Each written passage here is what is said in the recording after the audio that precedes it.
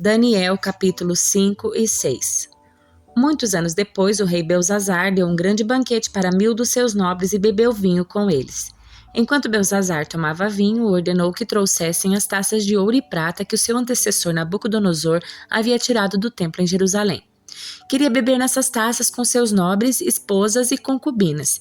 Então trouxeram as taças de ouro do templo, a casa de Deus em Jerusalém, e o rei e seus nobres, suas esposas e concubinas beberam nelas. Enquanto tomavam o vinho, louvavam seus ídolos feitos de ouro, prata, bronze, ferro, madeira e pedra.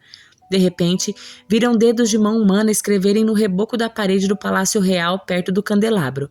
O próprio rei viu a mão enquanto ele escrevia, e seu rosto ficou pálido de medo. Seus joelhos batiam um contra o outro e suas pernas vacilavam. Aos gritos, o rei mandou chamar os encantadores, astrólogos e adivinhos. Disse aos sábios da Babilônia: quem conseguir ler essas instruções e me disser o que ela significa será vestido com um manto vermelho e em seu pescoço será colocada uma corrente de ouro. Ele se tornará terceiro em importância em meu reino. Quando todos os sábios do rei chegaram, nenhum deles foi capaz de ler a inscrição nem de dizer o que ela significava. O rei ficou muito assustado e seu rosto ainda mais pálido. Seus nobres também ficaram abalados. A rainha-mãe soube do que estava acontecendo ao rei e seus nobres e foi depressa à sala de banquetes. Disse ela a Beltesazar: que o rei viva para sempre. Não fique tão pálido e assustado. Há em seu reino um homem que tem nele o espírito dos santos deuses. Durante o reinado de Nabucodonosor, esse homem demonstrou percepção, entendimento e sabedoria como a dos deuses. Seu antecessor, o rei Nabucodonosor, o nomeou chefe de todos os magos, encantadores, astrólogos e adivinhos da Babilônia. Esse homem, Daniel, a quem o rei deu o nome de Beltesazar, tem inteligência extraordinária e é cheio de conhecimento e entendimento. É capaz de interpretar sonhos, explicar enigmas e resolver problemas difíceis. Mande chamar Daniel e ele dirá o que significa a inscrição. Daniel foi levado à presença do rei, que lhe perguntou: você é Daniel, um dos exilados trazidos de Judá por meu antecessor, o rei Nabucodonosor? Soube que o espírito dos deuses está em você e que é cheio de percepção, entendimento e sabedoria. Meus sábios e encantadores tentaram ler as palavras na parede e me dizer o que significam, mas não conseguiram.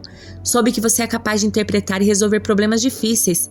Se conseguir ler as palavras e disser o que significam, será vestido com um manto vermelho e em seu pescoço será colocada uma corrente de ouro. Você se tornará o terceiro em importância em meu reino. Daniel respondeu ao rei: guarde seus presentes ou entregue-os a outra pessoa, mas eu lhe direi o que significa a inscrição. Ó rei, o Deus Altíssimo deu soberania, majestade, glória e honra a seu antecessor Nabucodonosor. Ele o engrandeceu de tal modo que povos de todas as raças, nações e línguas estremeciam de medo diante dele. Matava quem ele queria matar e poupava quem ele queria poupar. Honrava quem ele queria honrar e humilhava quem ele queria humilhar. Quando, porém, seu coração e sua mente se encheram de arrogância, ele foi tirado do seu trono e despojado da sua glória. Foi expulso do convívio humano e sua mente se tornou como a de um animal, e ele viveu entre os jumentos selvagens. Passou a comer capim como os bois e foi molhado pelo orvalho do céu até entender que o Deus Altíssimo domina sobre todos os reinos do mundo e nomeia quem ele quer para governar sobre eles. Ó Belzazar, o Senhor é sucessor dele e sabia de tudo isso, mas mesmo assim não se humilhou. Desafiou o Senhor dos céus e mandou trazer essas taças do templo. O rei, seus nobres e suas esposas e concubinas beberam vinho dessas taças enquanto louvavam deuses de prata, ouro, bronze, ferro, madeira e pedra. Deuses que não veem, não ouvem, nem sabem coisa alguma. Mas o rei não honrou ao Deus que lhe dá fôlego de vida e controla seu destino. Por isso, Deus enviou a mão que escreveu a mensagem. Esta é a mensagem que foi escrita: Mene, Mene, Tekel e Parzim. E este é o significado das palavras. Mene, Deus contou os dias do seu reinado e determinou seu fim. Tekel, você foi pesado na balança e não atingiu o peso necessário. Parzim, seu reino será dividido e entregue aos medos e aos persas. Então, por ordem de Belzazar, vestiram Daniel com um manto vermelho, colocaram em seu pescoço uma corrente de ouro e o declararam o terceiro em importância no reino. Naquela mesma noite, Belzazar, rei da Babilônia, foi morto, e Dário, o Medo, tinha 62 anos quando apoderou-se do reino. O rei Dario resolveu dividir o reino em 120 províncias e nomeou um alto funcionário para governar cada uma delas. O rei também escolheu como administradores Daniel e outros 2 homens para que supervisionassem os altos funcionários e protegessem os interesses do rei. Em pouco tempo, Daniel se mostrou mais capaz que todos os outros administradores e altos funcionários. Por causa da grande capacidade de Daniel, o rei planejava colocá-lo à frente de todo o reino. Os outros administradores e altos funcionários começaram a procurar falhas no modo como Daniel conduzia as questões do governo, mas nada encontraram para criticar ou condenar. Ele era leal, sempre responsável e digno de confiança. Por isso concluíram: nossa única chance de encontrar algum motivo para acusar Daniel será em relação às leis do seu Deus.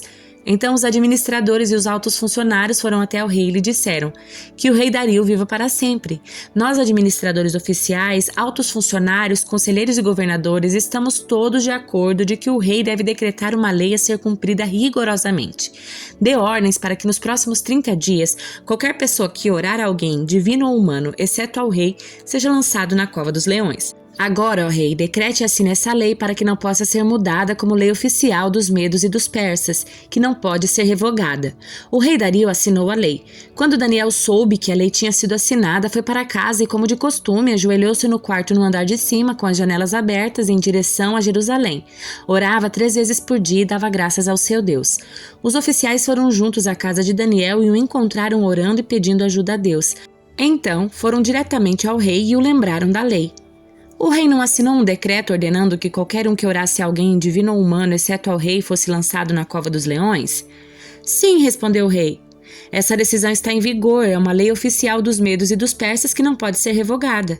Então disseram ao rei: aquele homem Daniel, um dos exilados de Judá, não dá importância ao rei nem à sua lei. Continua a orar ao Deus dele 3 vezes ao dia.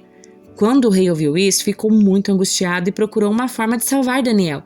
Passou o resto do dia pensando no modo de livrá-lo dessa situação. À noite, os homens foram juntos ao rei e disseram: ó rei, o senhor sabe que, conforme a lei dos medos e dos persas, nenhum decreto que o rei assina pode ser revogado. Por fim, o rei deu ordens para que Daniel fosse preso e lançado na cova dos leões. O rei lhe disse que seu Deus, a quem você serve fielmente, o livre. Então trouxeram uma pedra e a colocaram sobre a abertura da cova. O rei selou a pedra com seu anel e com os anéis dos seus nobres para que ninguém pudesse resgatar Daniel. O rei voltou a seu palácio e passou a noite em jejum. Não quis nenhum dos divertimentos habituais e não conseguiu dormir a noite inteira. De manhã bem cedo, levantou-se e foi apressadamente à cova dos leões. Quando chegou lá, gritou angustiado: Daniel, servo do Deus vivo, o Deus a quem você serve tão fielmente, pôde livrá-lo dos leões? Daniel respondeu: que o rei viva para sempre. Meu Deus enviou seu anjo para fechar a boca dos leões de modo que não me fizeram mal, pois fui considerado inocente aos olhos de Deus e também não fiz coisa alguma contra o Senhor, ó rei. O rei ficou muito alegre e ordenou que tirassem Daniel da cova. Não havia sequer um arranhão nele, pois havia confiado em seu Deus. Em seguida, o rei ordenou que prendessem os homens que haviam acusado Daniel. Ordenou que fossem lançados na cova dos leões junto com suas esposas e seus filhos. Os leões os atacaram e os despedaçaram antes que chegassem ao fundo da cova. Então o rei Dario enviou esta mensagem aos povos de todas as raças, nações e línguas em todo o mundo: paz e prosperidade. Decreto que todos em meu reino devem tremer de medo diante do Deus de Daniel, pois ele é o Deus vivo e permanecerá para sempre. Seu reino jamais será destruído e seu domínio não terá fim. Ele livra e salva seu povo, realiza sinais e maravilhas nos céus e na terra.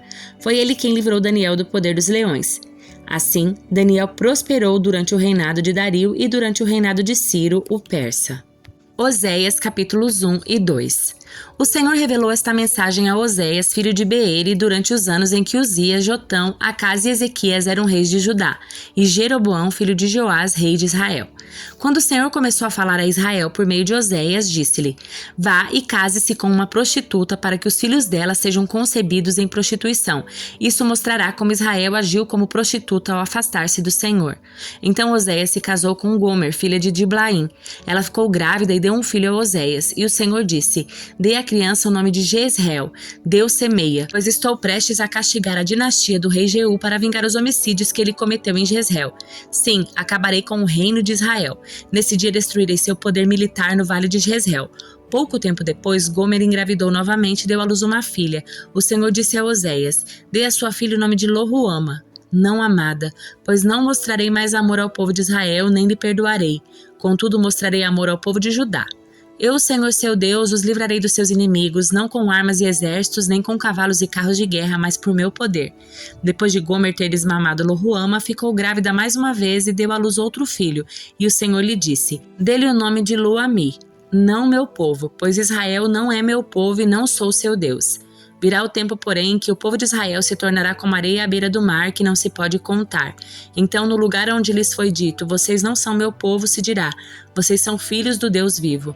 Nesse tempo, o povo de Judá e o povo de Israel se unirão, escolherão para si um só líder e voltarão juntos do exílio. Que grande dia será o dia em que Deus semear seu povo novamente em sua terra. Nesse dia vocês chamarão seus irmãos de Ami, meu povo, e chamarão suas irmãs de Ruama, minhas amadas. Apresentem acusações contra sua mãe, pois ela já não é minha esposa e eu já não sou seu marido. Digam-lhe que remova do rosto a maquiagem de prostituta e que tire as roupas que deixam os seios à mostra. Do contrário, eu a deixarei nua como no dia em que nasceu. Permitirei que morra de sede como numa terra seca e desolada, e não amarei seus filhos, pois foram concebidos em prostituição.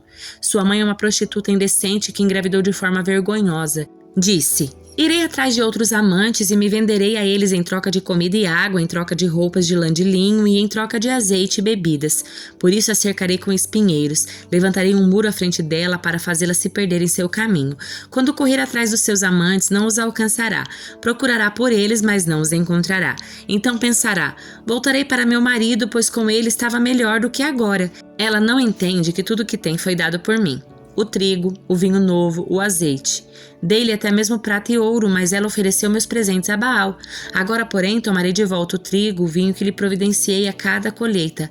Tomarei as roupas de lã e de linho que lhe dei para cobrir sua nudez. Eu a deixarei nua em público à vista de todos os seus amantes. Ninguém será capaz de livrá-la das minhas mãos. Acabarei com suas celebrações, com suas festas de lua nova e seus sábados, com todos os seus feriados. Destruirei suas videiras e figueiras que ela diz ter recebido dos seus amantes. Farei que se tornem densos matagais onde animais selvagens comerão os frutos. Eu a castigarei por todas as vezes que queimou incenso às suas imagens de Baal, que colocou brincos e joias e saiu atrás dos seus amantes, mas se esqueceu de mim, diz o Senhor. Contudo, eu a conquistarei de volta. Ao deserto a levarei e lhe falarei com carinho. Devolverei suas videiras e transformarei o vale de Acor numa porta de esperança. Ela se entregará a mim como fez há muito tempo quando era jovem, quando eu a libertei da escravidão no Egito. Nesse dia, diz o Senhor, você me chamará de meu marido e não de meu senhor. Limparei dos seus lábios os nomes de Baal e você nunca mais os pronunciará.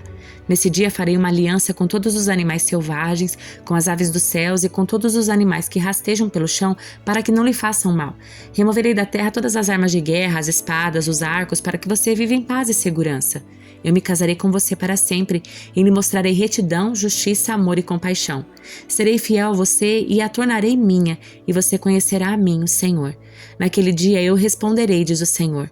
Responderei aos céus e os céus responderão à terra, a terra responderá aos clamores do trigo, das videiras e das oliveiras. E eles, por sua vez, responderão: Deus semeia. Então semearei uma safra de israelitas e os farei crescer para mim mesmo. Mostrarei amor por aquela que chamei não amada, e àqueles que chamei não meu povo direi: agora vocês são meu povo. E eles responderão: Tu és o nosso Deus.